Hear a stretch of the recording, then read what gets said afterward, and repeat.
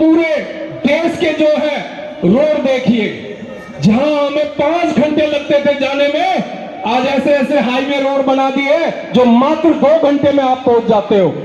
मैं सच कह रहा हूं भाइयों बहनों या गलत कह रहा हूं? माननीय आदरणीय श्री नितिन गडकरी मोदी जी के नेतृत्व में जो परिवहन मंत्रालय ने काम किया है, आज से 10 साल पहले 60 साल हो गए मगर किसी ने इतना शानदार काम नहीं किया। साथियों, जैसा कि हमारे बत्रा साहब बता रहे थे, जीरो बैलेंस पे जो है मोदी जी ने जो है खाता खुलवाया। उस समय पे जो विपक्ष के लोग कह रहे थे कि ये मारवाड़ी है और लोगों का खून चूस रहा है, करोड़ों खाते खुलवा दिए।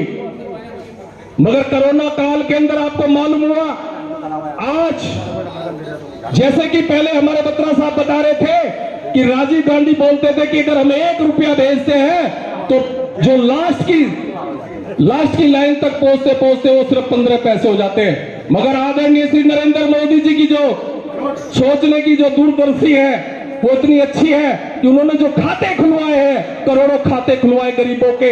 आज अगर किसानों के लिए 2000 की किस्त डाली जाती है साथियों, मजदूरों की किस्त डाली जाती है, तो पूरे 2000 के 2000 रुपए उनके अकाउंट में जाते हैं। कोई बीच में बिचौलिया पैसा नहीं खा सकता साथियों।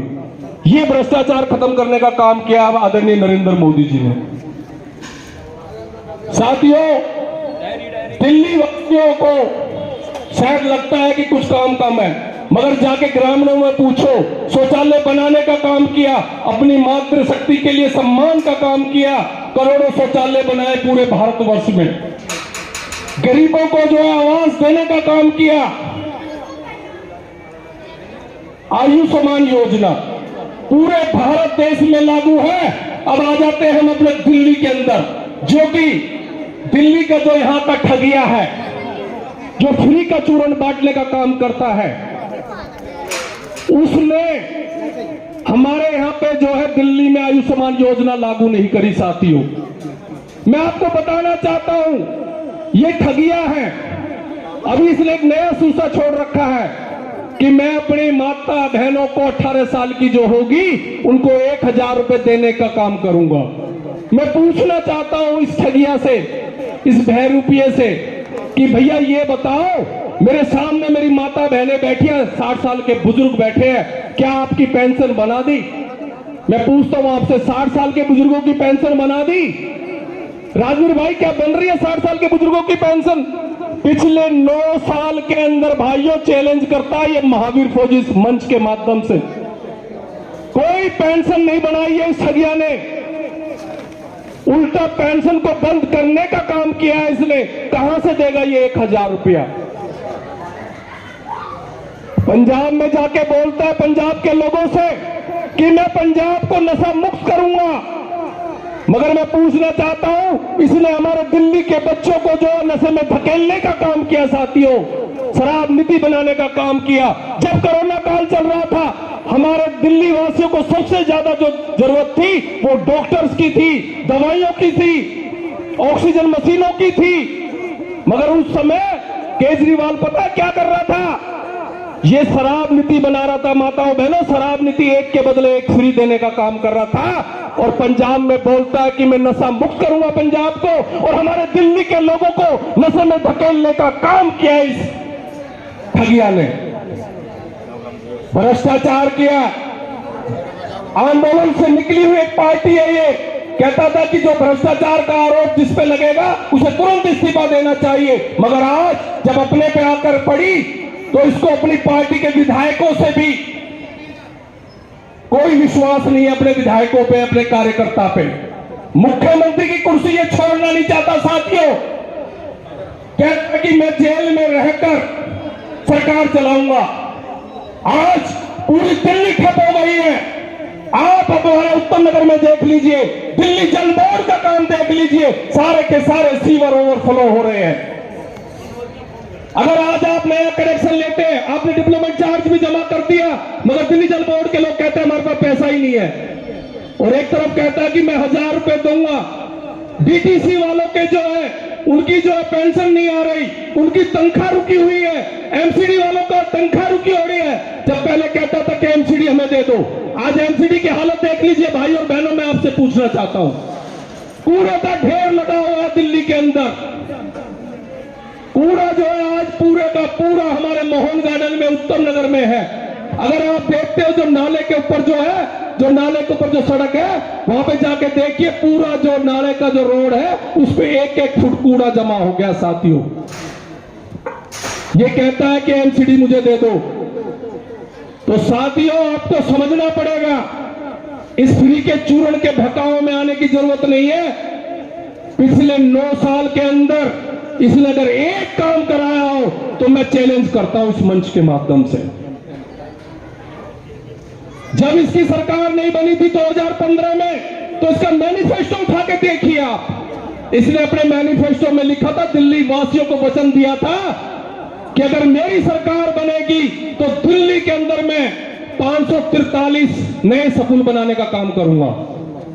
साथियों ये कहता है शिक्षा शिक्षा शिक्षा, मेरा शिक्षा का मॉडल देखिए। मैं आपको बताना चाहता हूं अपनी माताओं, अपनी बहनों को, 543 स्कूल बनाने का इसने वादा किया। इसका मैनिफेस्टो उठा के देख लीजिए।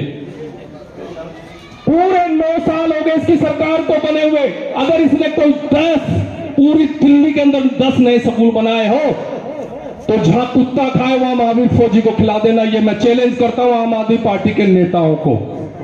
इसने कहा था अपने मैनिफेस्टो में कि मैं दिल्ली के अंदर 20 नए कॉलेज बनाऊंगा। साथियों अगर इसने पूरी दिल्ली के अंदर एक नया कॉलेज बनाया तो चैलेंज है इस महावीर फौजी का। आंखों में आंखें डाल के बात कर सकता हूं, इस आम आदमी पार्टी के जितने यहां के विधायक है, जो नेता बोलते हैं अपने आप को, एक नया कॉलेज बनाया पूरी दिल्ली के अंदर। बात करता है ये मोहल्ला क्लिनिक की।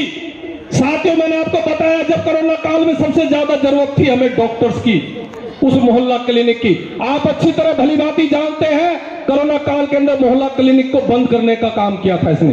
किया था यानी क्या मैं झूठ बोल रहा हूं तो बताइए। हमारे मोहन गार्डन में जितने मोहल्ला क्लिनिक थे सब बंद हो गए थे, ताले लगा दिए थे। जबकि प्राइवेट केमिस्ट की दुकानें खुली हुई थी।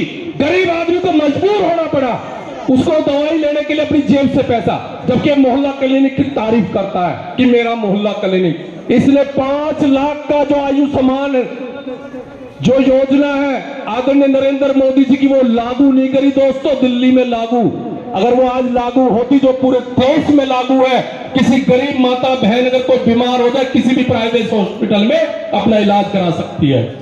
मगर आज मैं आपको खुशी की बात बताना चाहता हूं, अब बहुत जल्दी ये जो है योजना आदरणीय श्री नरेंद्र मोदी जी की लागू होगी, इसकी गारंटी हम आपको देते हैं। साथियों बताने के लिए बहुत कुछ है। इन्होंने पूरी दिल्ली के अंदर आज से पहले जब यहां की आदरणीय स्वर्गीय श्रीमती शीला दीक्षित जब मुख्यमंत्री थी दिल्ली की, तो ये कहता था, बिजली के बारे में बोलता है कि बिजली और पानी मैंने फ्री कर रखा है। साथियों तो ये कहता था कि मैं ऑडिट कराऊंगा। आज मैं आपसे पूछना चाहता हूं, ये कहता है 200 यूनिट फ्री है, बिल नहीं आ रहे क्या? जब कोरोना काल लगा था मेरे व्यापारी भाइयों की जो दुकानें थी वो बंद थी, मगर बंद दुकानों का जो है बिजली का बिल आ रहा था, किसी का 10,000 किसी का 20,000। जो कॉमर्शियल मीटर थे उसको इसने कोई माफी नहीं दी। साथियों मैं बताना चाहता हूं अपने व्यापारी भाइयों को, इसने कुछ नहीं दे रखा। इसने कहा था कि मेरी सरकार बनेगी तो मैं ऑडिट कराऊंगा और शीला दीक्षित को जेल में भेजूंगा। ये वही आम आदमी पार्टी का लीडर है जो कांग्रेस को कोसते थे। आज क्या है वो कहावत, चोर चोर मुसेरे भाई। जो कांग्रेस को रोता था कि कांग्रेस चोर है, कांग्रेस कहती थी कि ये झाड़ू वाले चोर है, आज दोनों मिल गए हैं हमारे नरेंद्र मोदी जी को रोकने के लिए। साथियों तो साथियों बहुत सोच समझकर आपने अपना वोट का इस्तेमाल करना है, क्योंकि ये देश का चुनाव है, ये कोई दिल्ली प्रदेश का चुनाव नहीं है। एक एक वोट अनमोल है और मैं आपको बताना चाहता हूं ये विकसित भारत का चुनाव है। आपका एक वोट भारत को विकसित करने में योगदान देगा।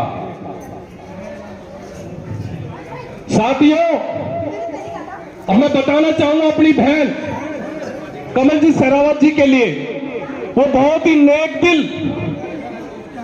हमारी बहन है। सबसे बड़ी खुशी की बात है कि हमारे मोहल्ले की है। हमारा फर्ज बनता है उसको सपोर्ट करने